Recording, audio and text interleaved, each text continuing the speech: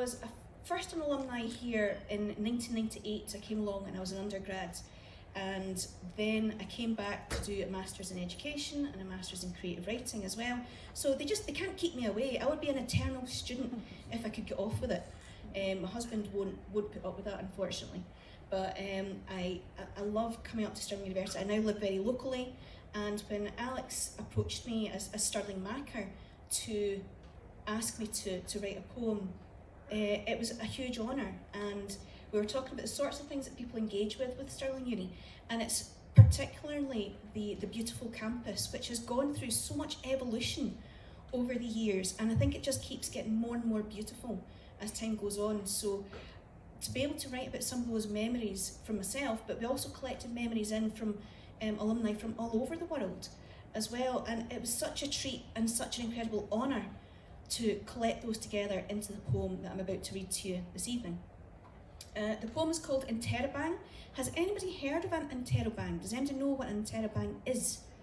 I thought more people would, but I introduced this poem to a few of my poet friends, and they said, what on earth is an Interrobang? So an Interrobang is a piece of punctuation that combines a question mark and an exclamation mark.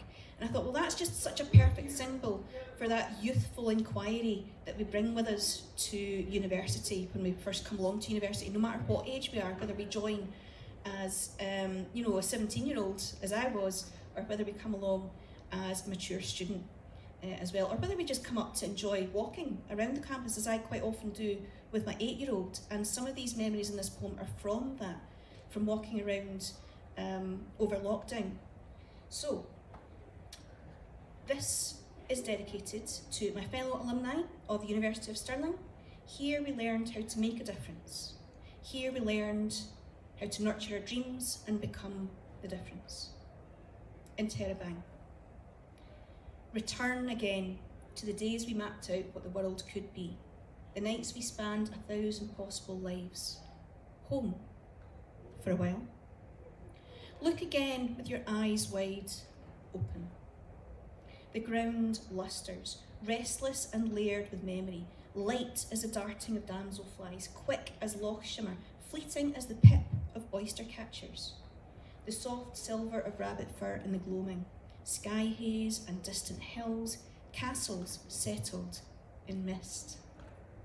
The trees hold our secrets, shed them, blossom on the breeze lines our path, following the curve of swan sails, the rough call of crows. Blue whalebones rest. Halls gaze down on water, reflecting on the movement of clouds. Sunshine unfurls us. The ground shifts with infant frogs. Metamorphosis complete. All they must do is grow. Rain thunders.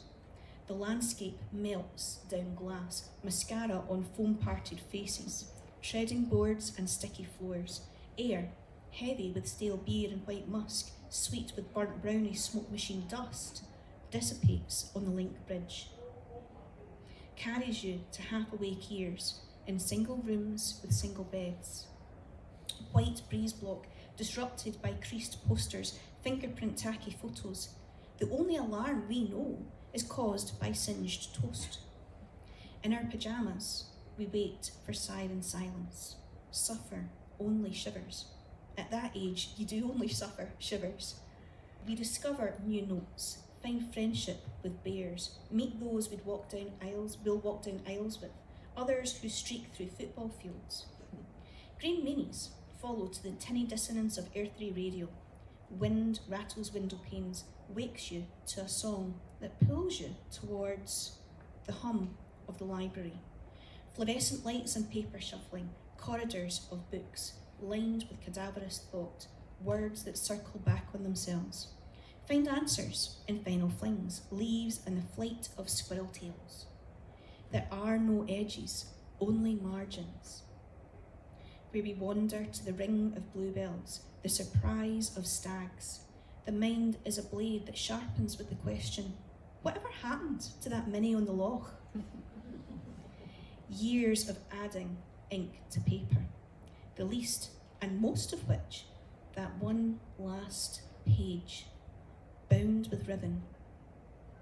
You feel your life shift in your hands, the unravelling of truth, searching for a vision of the world we live now, where new footsteps follow our old paths, as young as we once were, and as fortunate. Thank you.